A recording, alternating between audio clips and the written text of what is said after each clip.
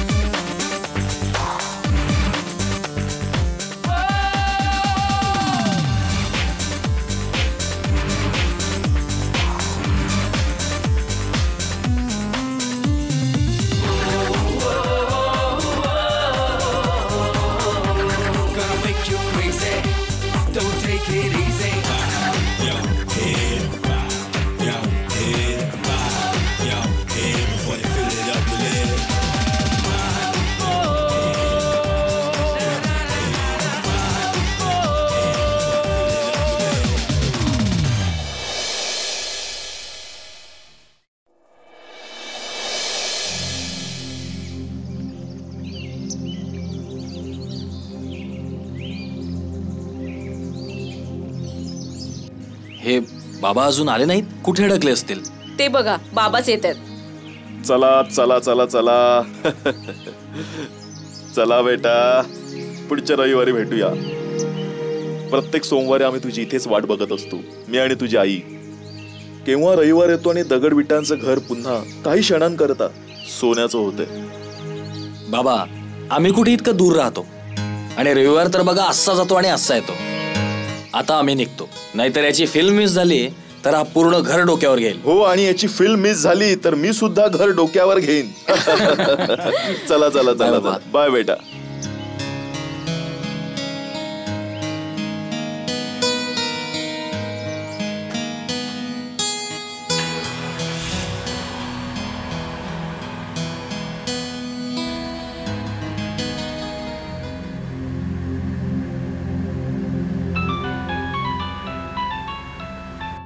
हा बाबा.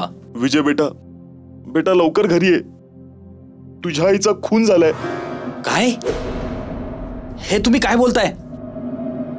मी लागलीच येतो. काय झालं विजय?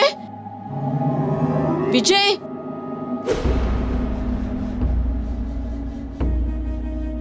बाबा, बाबा, आई, बाबा काय झालं? काय झालं आईला? बाबा काय झालं आईला? आई,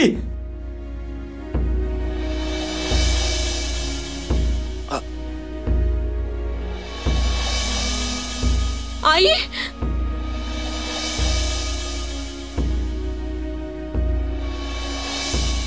बाबा बोला काहीतरी. काय झालं होतं? आताच तर आम्ही इथून गेलो. पोलीस? यांना इथं कोणी बोलवलं? मी बोलवलंय. तुला फोन केल्यानंतर मी पोलिसांना फोन केला होता. एक्सक्यूज मी, हे दीप सिंग कोण आहेत? हो, मी आहे. मी तुम्हाला फोन केला होता. या ना. हो.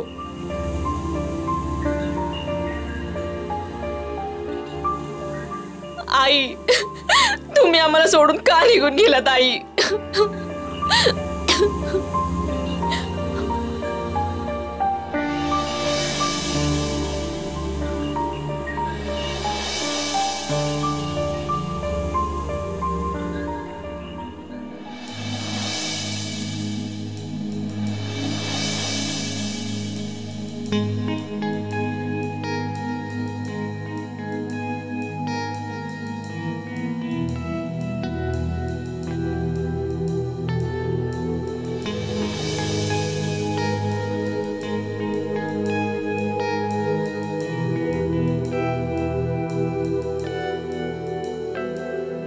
हे सगळं कसं घडलं? व्यवस्थित सांगा. सर, आम्ही दर रविवारी इथे येतो. तुम्ही? मी यांची बायको. ज्यांचा खून झाला त्यांच्याशी तुमचं काय नातं आहे? या माझ्या सासूबाई. यांना मागच्या 7 वर्षापासून पॅरालिसिस आहे आणि या अंथरुणावरून हलूही शकत नाहीत. आता तुम्ही मला सांगा की घडलं काय? आम्ही प्रत्येक रविवारी इथे येतो. आम्ही? मी, माझे पती विजय आणि माझा मुलगा बिट्टू. बरं, तुम्ही सगळे इथे दर रविवारी येता. पुढं? आम्ही इथे आजही होतो.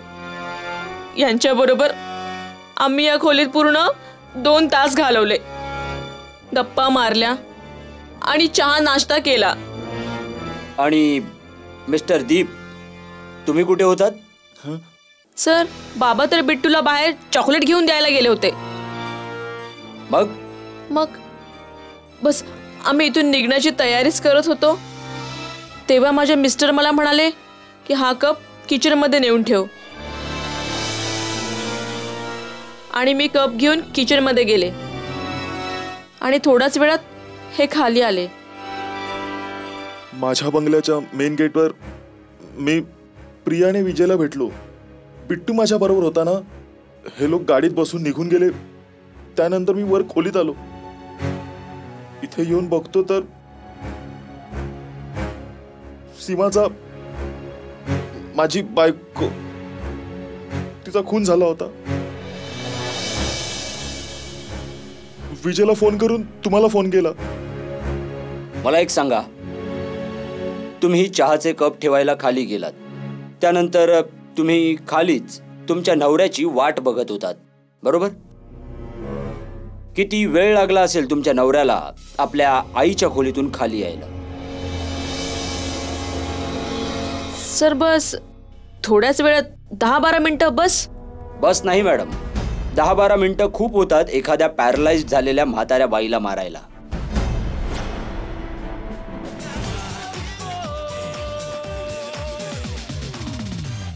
हे काय बडबडताय तुम्ही? मी माझ्या आईला मारलं? मी माझ्या आईचा खून का करेन?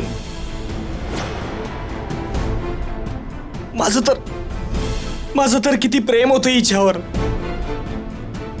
मी माझ्या आईला देवाच्या जागी मानत होतो. हो इन्स्पेक्टर, मी तुम्हाला इथे बोलवलं होतं आमची मदत करण्यासाठी. आमच्या घरात घडणाऱ्या घटनेवर ताशेर ओढायला नाही. गंमत नाही करत आहे मी. अशा शेकडो केसेस बघितल्यात मी. ही सगळी नाती फक्त नावापुरती असतात. आणि तसंही मिस्टर दीप, तुमचा मुलगा विजयच होता ज्याने तुमच्या बायकोला जिवंत बघितलं होतं शेवटचं. घटनास्थळी मिळालेले एव्हिडन्स आणि प्रायमरी इन्व्हेस्टिगेशनमुळे सरळ सरळ सिद्ध होतंय की तुमच्या मुलाने विजयनेच तुमच्या बायकोचा खून केला आहे. मिस्टर विजय, तुम्हाला माझ्यासोबत पोलीस स्टेशनला चलावं लागेल. मी काय येऊ पोलीस स्टेशनला? मी माझ्या आईचा खून नाही केलाय. मी खरं बोलतोय इन्स्पेक्टर साहेब. सावंत, घेऊन चल याला.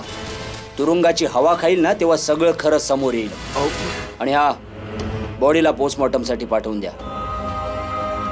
चल. नाही, मी माझ्या आईला सोडून कुठेही नाही जाणार. माझं तुम्ही का नाही ऐकत? मी काहीही केलेलं नाही. चल चल, सोडा मला. चल. मी माझ्या आईला नाही मारलंय. अहो, सोडा माझ्या नवऱ्याला. ऐका साहेब, मी नाही केलं काही. अहो, त्यांनी काही केलेलं नाहीये सर. मी प्लीज माझ्या आईचा खून नाही केलाय. हो, माझ्या नवऱ्याला सोडा. बाबा यांना वाचवा ना. बाबा, तुम्ही काही करत का नाही? बाबा विजयला थांबवा ना. बाबा, तो तुझा नवरा नंतर आधी माझा मुलगा आहे.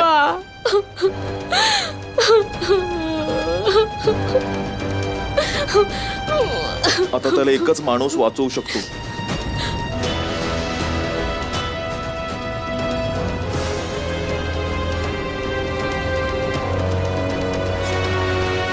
Hello, command force.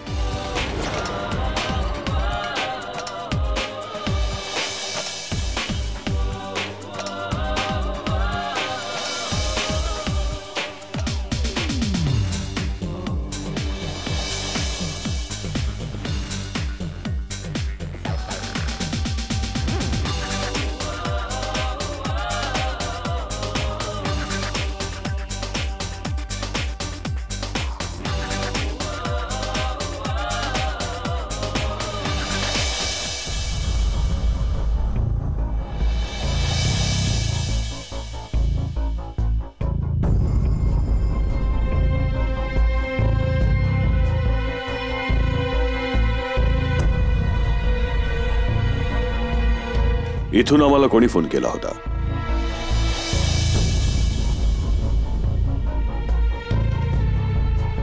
हो मी. तुम्ही दीप सिंगजी आहात? हो. खून कुठे झालाय? तिकडे वरती. शहनाज साहिल,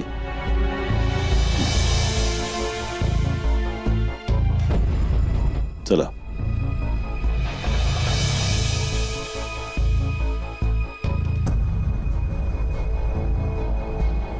आता तुम्ही आम्हाला हे सांगा की इथे एक्झॅक्टली झालं काय? दर रविवारी मी आणि सीमा आमच्या मुलांची वाट बघतो. सीमा माझी बायको. हो. आम्ही दर रविवारप्रमाणे सकाळी बरोबर 10 वाजता इथे आलो. बाबा आम्ही आलो. अरे या या बाळांनो या.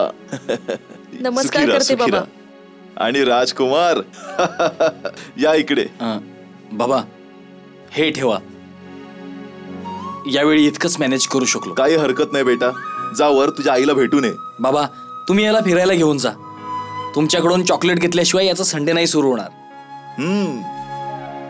पण आज जरा लवकर या परत. का? आम्हाला याला फिल्म दाखवायला घेऊन जायचंय.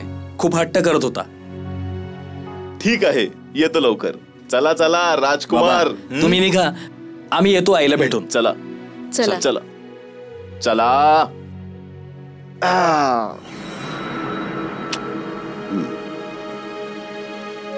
तर दीप सिंगजी त्यानंतर तुमच्या मुलाला घेऊन बाहेर गेले होते. प्रियाजी आम्हाला हे सांगा की दीप सिंगजी जेव्हा तुमच्या मुलाला घेऊन घराबाहेर गेले त्याच्यानंतर काय झालं? सर मी आणि विजय आम्ही दोघे आईंजवळ त्यांच्या खोलीत गेलो. आई कशी आहेस तू? अरे आला तुम्ही? खरं तर 1 आठवड्याचीच गोष्ट आहे, पण असं वाटतंय की वर्ष उलटली आहेत. बेटा इथे झोपल्या झोपल्या माझा वेळच जात नाहीये. अहो आई असा विचार का करता? आपली घरं वेगवेगळी आहेत पण आम्ही राहतो तर तुमच्याच हृदयात ना. आई ही चहाची तयारी का केलीस? का तुझी सून चहा सुद्धा नाही बनवू शकत का? बेटा तो तर तुझ्या बाबांनी करून ठेवलाय. आणि विजय तू माझ्या मुलीवर असा रुबाब नाही करायचा. हा प्रिया बेटा. काय आई? तो चहा घे आणि तुझ्या पती परमेश्वरला पण दे. हा हो.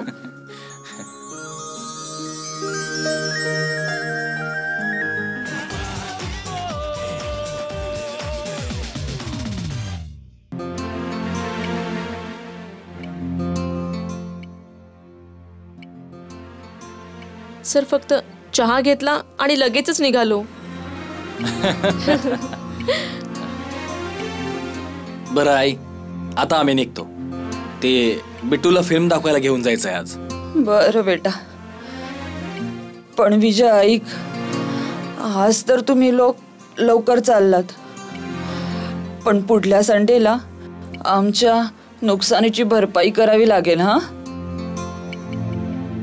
पण पुढच्या संडेला तुम्हा सगळ्यांना 1 रात्र इथे थांबावं लागेल. हा बरं आई. आई मी पटापट फळं कापून देतो, तू खाऊन घे. नाही बेटा, आज माझी शुगर वाढली आहे. ओह ठीक आहे, पण पुढल्या संडेला तुलाही डबल फळं खावे लागतील. हो बेटा हो. चालेल.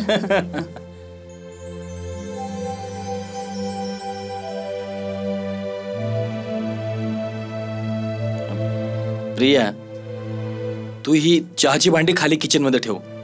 मी आईशी थोडं बोलून लगेच आलो. हा अगं प्रिया बेटा. हो आई. जरा थांब तर.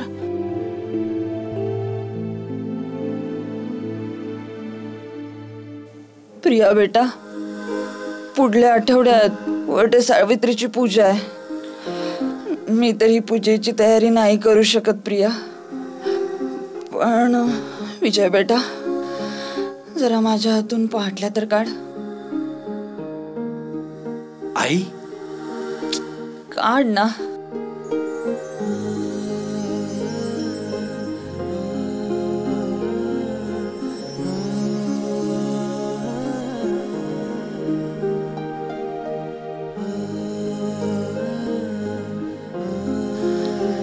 प्रिया बेटा, ह्या पाटल्या माझा आशीर्वाद समजून ठेवून घे.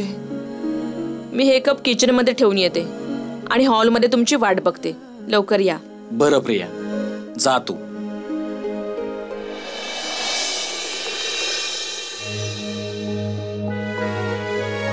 मग काय झालं?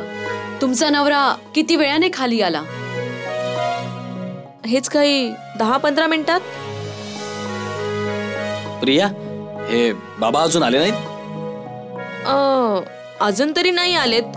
कदाचित बिट्टू बरोबर बाहेर खेळत असतील. चला बघूयात. हो चला. चल.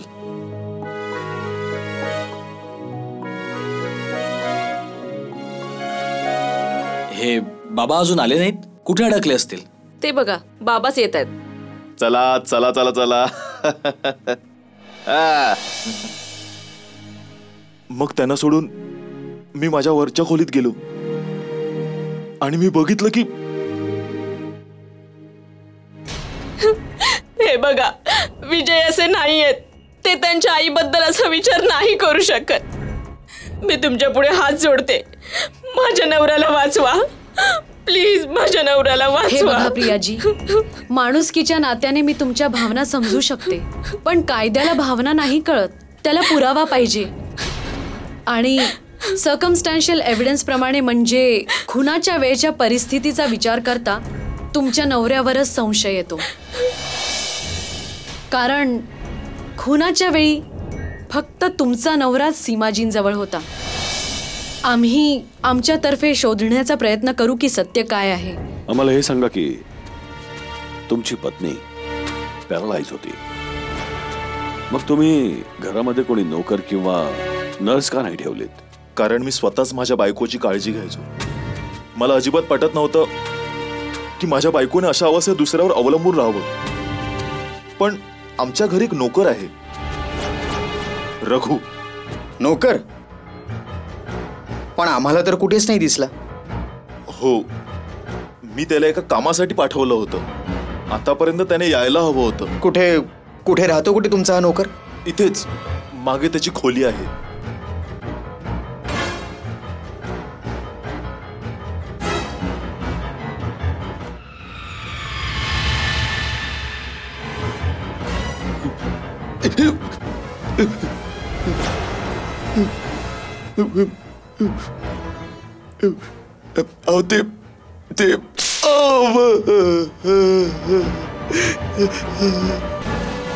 मला माहित होतं की तुम्ही लोक यायला आधी मला माराल, म्हणून मी पळत होतो. अच्छा, म्हणजे तुला आधीच माहिती होतं? बाहेरून मी घरी आलो तेव्हा बघितलं की बाईसाहेब मेले आहेत आणि तुम्ही लोक आलात. मी विचार केला की माझं इथून निघून जाणंच बरं होईल, म्हणून मी इथून जात होतो. साहिल, याची खोली चेक कर, बघ काही सापडतं का. धर.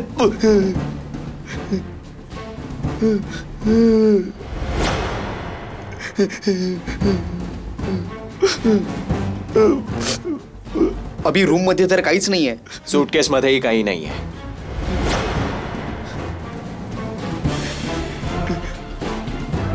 हे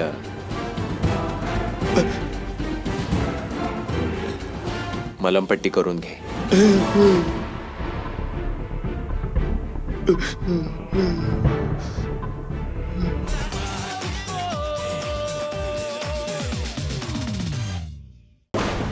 लाज वाटली पाहिजे तुझ्यासारख्या मुलांना, जे आपल्या आई वडिलांना किड्या मुंग्यांसारखे मारून टाकतात आणि तेही फक्त स्वतःच्या स्वार्थासाठी.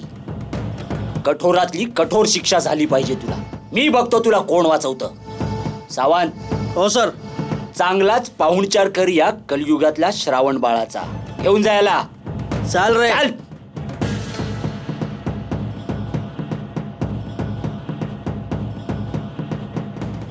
इन्स्पेक्टर साहेब. हो, या मिस्टर राठोड. आज तुम्ही इकडचा रस्ता कसा काय विसरलात? इन्स्पेक्टर साहेब, तुम्हाला माहित आहे की आम्ही कधी काही विसरत नाही. आम्ही लक्षात ठेवतो. हो, पण कदाचित तुम्ही एक गोष्ट विसरताय की जोपर्यंत एखादी व्यक्ती गुन्हेगार सिद्ध होत नाही तोपर्यंत ती निर्दोष असते. खरं तर मी मिस्टर विजय यांना भेटू इच्छितो, जर तुमची परमिशन असेल तर. आमच्या थांबवण्याने तुम्ही थांबणार आहात? नाही ना? पण मिस्टर राठोड, काही फायदा नाहीये. केस एकदम क्लिअर आहे. तरी तुमची मर्जी, पण तुम्ही तुमचा वेळ वाया घालवताय. इन्स्पेक्टर साहेब, कोणाचं आयुष्य वाया जावं यापेक्षा बरं आहे ना की मी माझा थोडा वेळच वाया घालवावा. ठीक आहे, मग तुमची मर्जी. 1-2 कप चहा पाठवाला. हो, धन्यवाद.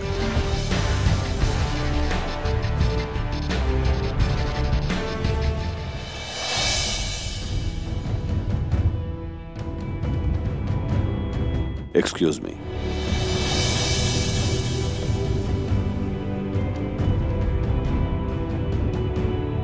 हे बघा, मी मेजर राठोड आहे, कमांड फोर्स मधून.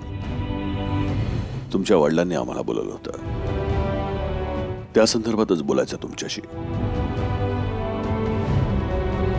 हे बघा मिस्टर विजय, तुम्ही जर असे शांत आणि गप्प गप्प राहिलात तर आम्ही तुमच्या आईच्या खऱ्या गुन्हेगाराला कसं पकडू शकणार? म्हणजे तुम्ही हे मान्य करता की मी माझ्या आईचा खुनी नाहीये?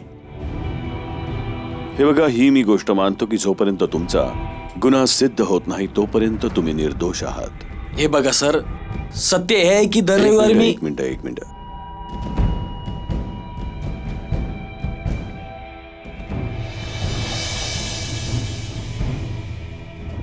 हे बघा, या सगळ्या गोष्टी मी ऐकल्यात, मला माहिती आहेत. मला तुम्हाला काहीतरी दुसरं विचारायचंय.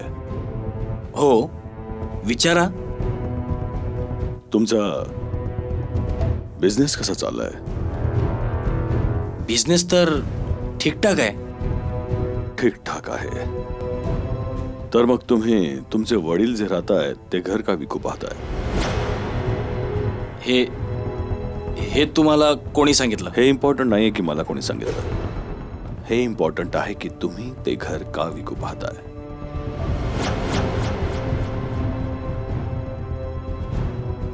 हा घ्या, चहा प्या.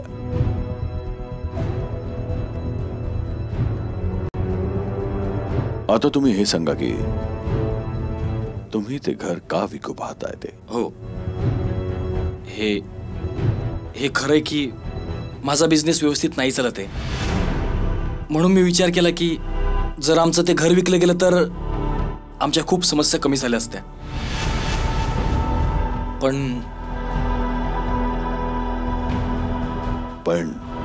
पण काय?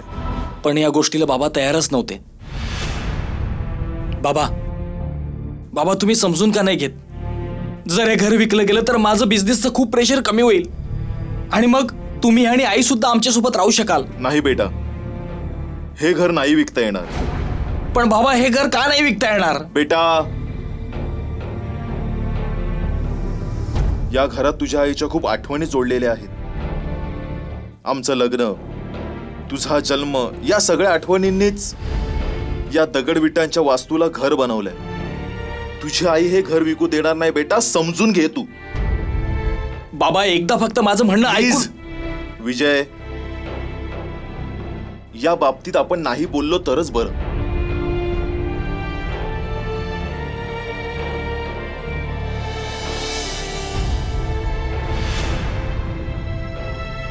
आणि मी समजून चुकलो की ते घर मी माझ्या स्वप्नातही नाही विकू शकणार. पण या गोष्टीचा माझ्या आईच्या खुनाशी काय संबंध आहे? बघा, हे तर मलाही नाही माहित. मी तर फक्त थोडं समजण्याचा प्रयत्न करतोय. हे बघा सर, तुम्ही एक गोष्ट व्यवस्थित समजून घ्या. मी माझ्या आईला देवाच्या जागी समजायचो. मी माझ्या आईला नाही मारलं. प्लीज माझ्या बोलण्यावर विश्वास ठेवा प्लीज.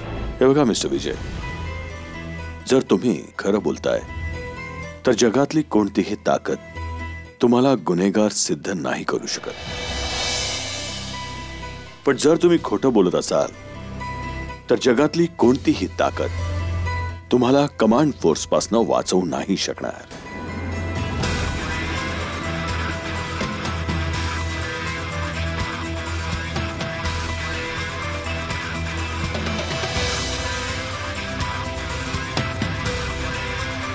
अभि, लगेचच तू विजयच्या घरी जा आणि त्याच्या बायकोशी जरा बोलून बघ आणि हे समजण्याचा प्रयत्न कर की तिचे तिच्या सासू सासऱ्यांबरोबरचे संबंध कसे आहेत. Do it now. यप.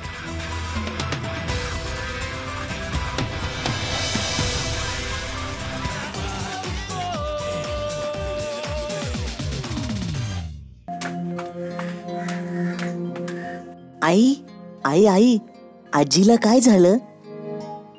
बाळा, आजी देवबाप्पाच्या घरी गेलीये. आई आई बाबा कुठे गेलेत?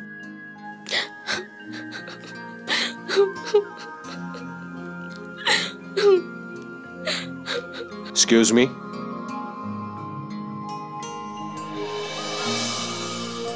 तुम्ही इथे कसे?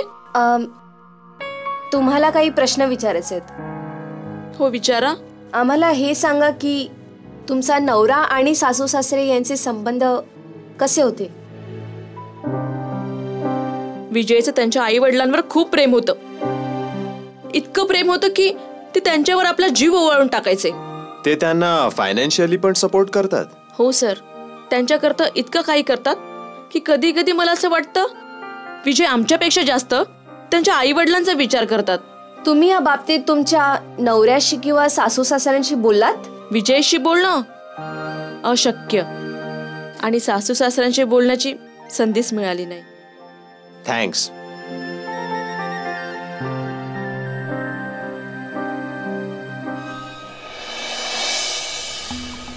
प्रियाच्या बोलण्यावरून तर वाटते की ती तिच्या नवऱ्यावर आणि इनलॉजवर खुश नाहीये. तिचं म्हणणं आहे की विजय त्याची बायको आणि मुलापेक्षा त्याच्या आई वडिलांकडे जास्त लक्ष देतो. एकदा का या खुनाचा हेतू उघडकीस आला की अख्खी केस सॉल्व्ह होईल. पण मला तर कळतच नाहीये की खुनाचा हेतू काय असेल. पैसा. 50% केसेसमध्ये पैसाच मोटिव्ह असतो. मला तर अजून पण त्या नोकरावरच संशय येतोय. साहिल, खुनानंतर जेव्हा आपण त्या घरात गेलो तेव्हा सगळे व्हॅल्युएबल्स आपापल्या जागीच होते, राईट? आणि तुम्हा दोघांना नोकराकडेही काही विशेष नाही मिळालं.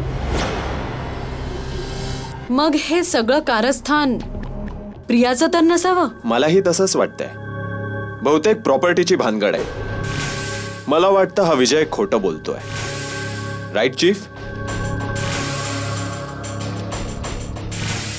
नाही अभि, होऊ शकतं की हा विजय कदाचित पूर्ण सत्य नाही बोलत आहे. आणि का कुणास ठाऊक मला असं वाटतं की तो खोटंही नाहीच बोलत आहे.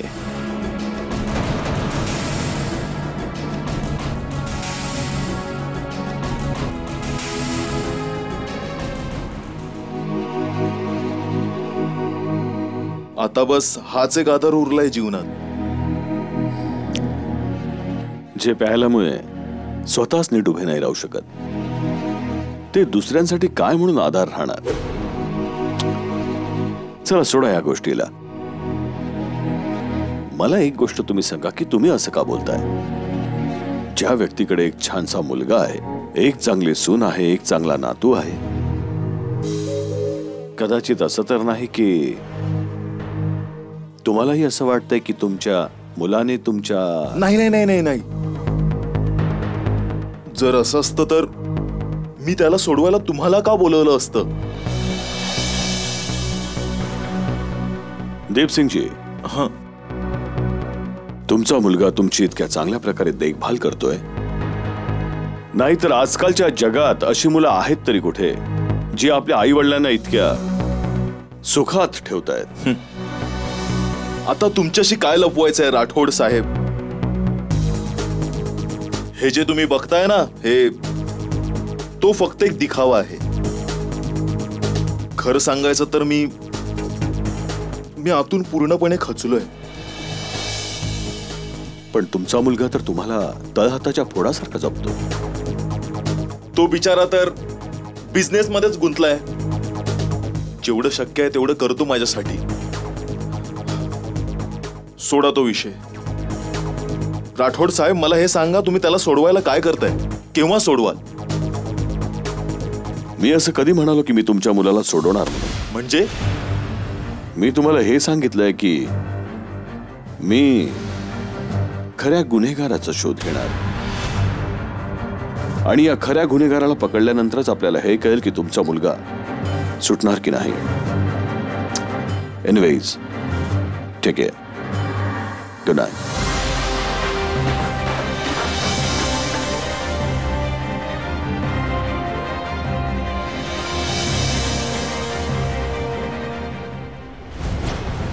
कमाल आहे. एकीकडे मुलगा म्हणतो की त्याच्या वडिलांना तो इतका पैसा देतो की ते लक्झुरियस लाईफ जगू शकतात, आणि दुसरीकडे त्याचे वडील सांगतात की तो फक्त त्यांना तेवढेच पैसे देतो ज्यात त्यांचं घर चालू शकतं. तेही कसं तरी. प्रियाच्या बोलण्यातही पैशाचाच उल्लेख आहे. बघितलं, मी म्हटलं होतं ना, सगळी भानगड पैशाचीच आहे. नाही अभिनव, हा खेळ फक्त पैशांचा नाही आहे. मला असं वाटतं याच्यामध्ये कोणती ना कोणती अशी गोष्ट आहे जी आपण लक्षात घेत नाही आहोत. आणि हे पण सत्य आहे की हा पैसाच आपल्याला खऱ्या गुन्हेगारापर्यंत पोहोचवणार आहे. लगेचच दीप सिंग, संगीता आणि विजय यांच्या लगेच बँक स्टेटमेंट, क्रेडिट कार्ड आणि डेबिट कार्डचं स्टेटमेंट काढा. लगेच. Right chief. Alright chief. Yes chief.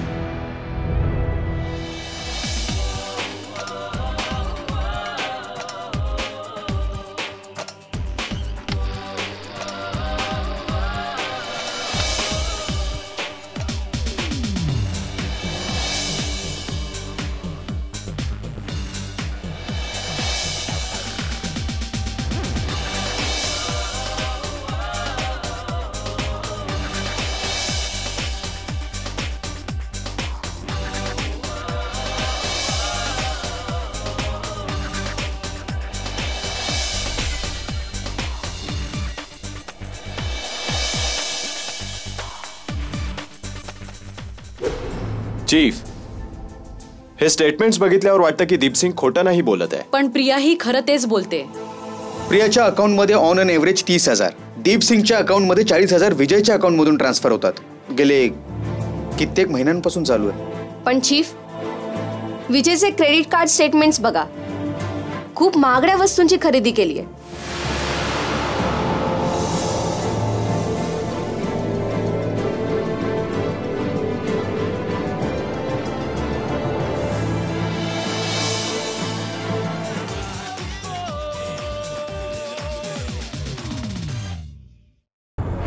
Mister विजय, तुम्ही तर सांगत होतात की तुमचा बिझनेस एवढा खास नाही चाललाय, तर मग तुम्ही आपल्या क्रेडिट कार्डवरनं दर महिन्याला एवढी हेवी परचेस कशी काय करता? कुठून आणता तुम्ही हा पैसा?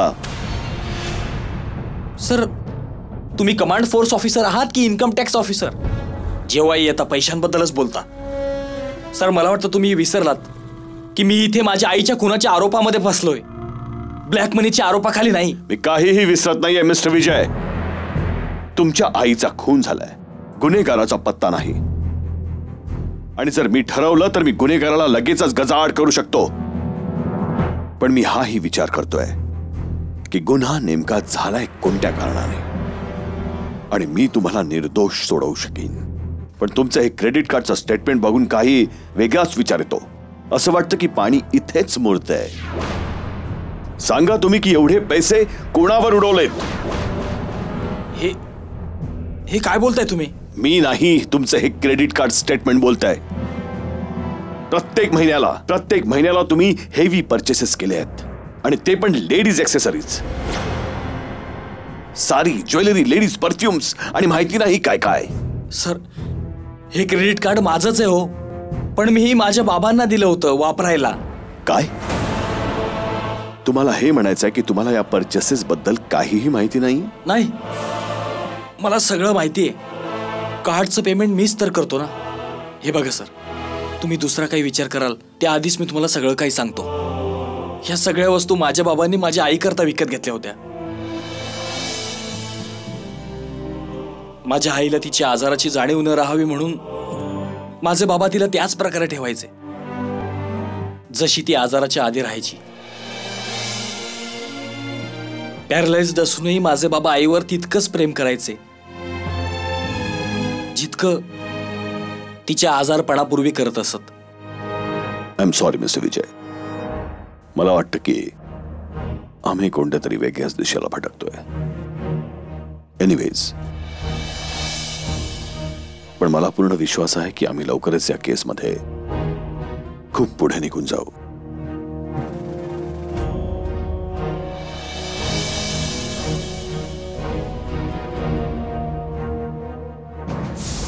Yes chief. काही कर, पण 3 तासाच्या आत त्याची जमानत करून टाक.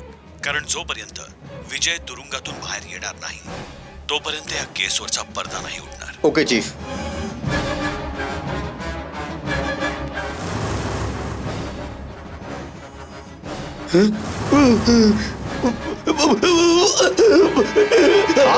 थांब. मी काय नाही केलं, मी काय नाही केलं. आता गपचूप इथे उभा राहा आणि माझ्या प्रश्नांची उत्तरं दे. आता सांग की तुझा साहेब घरातून किती वेळा बाहेर पडतो ते? 2दा. एकदा की 2दा? 2दा. जेव्हा बाईसाहेब होत्या तेव्हा एकदा जायचे, पण बाईसाहेब गेल्यापासून आता 2दा जातात. कुठे जातात? अरे कुठे जातात? मंदिरात जातात. मंदिरात. कोणतं मंदिर? मंदिर म्हणजे ते आहे ना इथं. नीट सांग. ते शिव मंदिर साहेब चौकात आहे ना. किती वाजता? किती वाजता जातात? सकाळी 8 वाजता आणि संध्याकाळी 5 वाजता.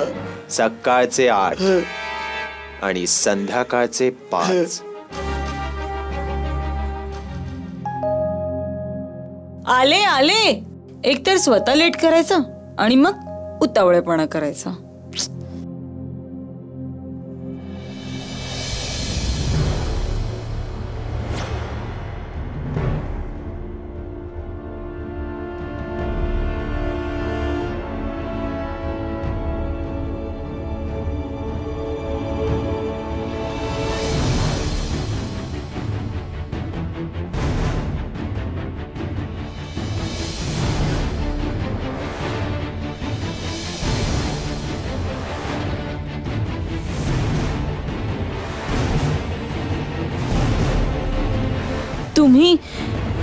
तुम्ही कोण आहात? तुम्ही आम्हाला सोडा. यांना भेटा. तुम्ही तर यांना ओळखता. तुमचा होणारा मुलगा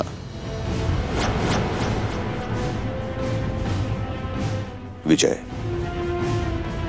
आणि विजय, तुला हे ऐकून फार दुःख होईल की ही बाई शालिनी वर्मा हीच आहे तुझ्या आईच्या मृत्यूचं कारण. काय? हे तुम्ही काय बोलताय? मला तर काहीच कळत नाहीये आणि मी नाही ओळखत याला.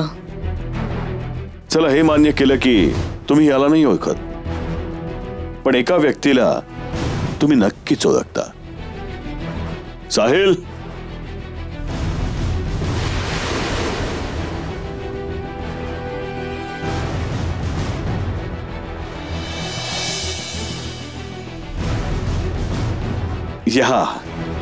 या मिस्टर दीपसिंग, या भेटा तुमच्या या देवीला जिला भेटायला तुम्ही रोज देवळात जायचा. मिस्टर दीपसिंग, तुम्ही चाल तर खूप छान चाललात आपल्या पत्नीला आपल्या आयुष्यात न काढायची. तुम्ही तुमच्या पत्नीची खूप हुशारीने हत्या केलीत आणि मग तुम्ही खूप हुशारीने त्या खुनाचा ब्लेम आपल्या मुलावर टाकण्याचा प्रयत्न केला. म्हणजे तुम्हाला हिच्यासोबत मजा मारता आली असती. खरंच खरंच खेळी खूप उत्तम होती,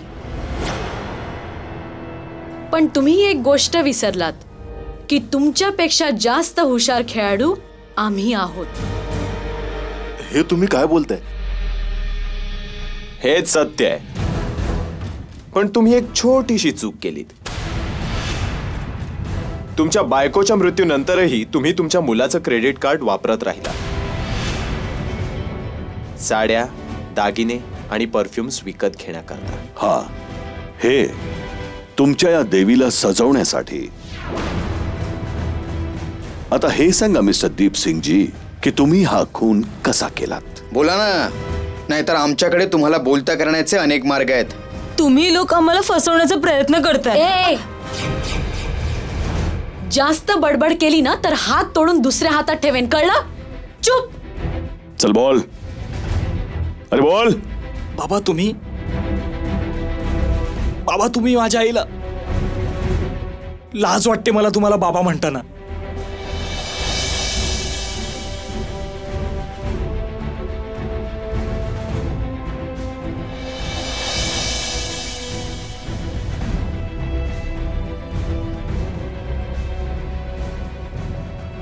काय करणार? अंथरुणावर पडलेल्या आजारी बायकोची सेवा करून थकून गेलो होतो मी. याच दरम्यान शालिनी मला भेटली. आम्ही दोघं रोज भेटू लागलो. आम्ही एकमेकांच्या जवळ येऊ लागलो. आणि हिचे चोचलेही महागडे होते. नेहमी माझ्याकडे पैसे आणि दागिने मागायची. आणि विजय जे पैसे द्यायचा त्यात फक्त सीमाचा खर्च भागायचा. विजयच्या नावावर होतं म्हणून मी विजयचं क्रेडिट कार्ड वापरू लागलो. सीमा आमच्याकरता ओझं बनली होती. आम्हाला सीमाला आमच्या मार्गातून दूर करायचं होतं. आणि त्याकरताच मी विजयला मोहरा बनवलं. इतकं मोठं घर जे याच दरम्यान सीमाच्या मृत्यूनंतर माझ्या नावे झालं असतं. आणि आम्ही ते विकून कुठेतरी लांब निघून गेलो असतो. त्या रविवारी विजय त्याच्या बायको मुलाला घेऊन आला तेव्हा बाबा आम्ही आलो. अरे या या या या. चला चला राजकुमार, तुम्ही निघा, आम्ही येतो आईला भेटून. जा. चला बेटा, पुढच्या रविवारी भेटू.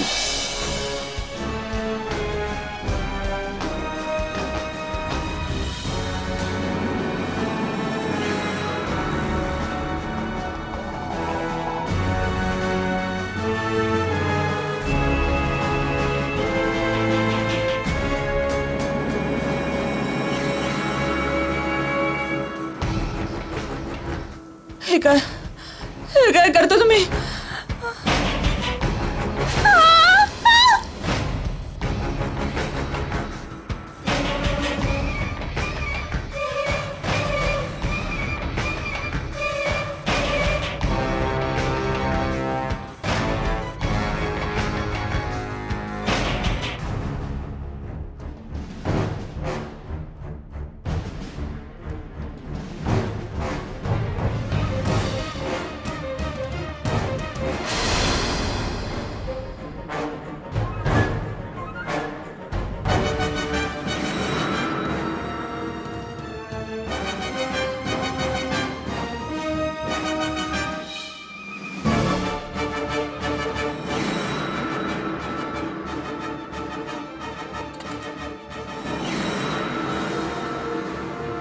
अशा प्रकारे सीमाला आपल्या मार्गातून दूर करण्यात मी यशस्वी झालो.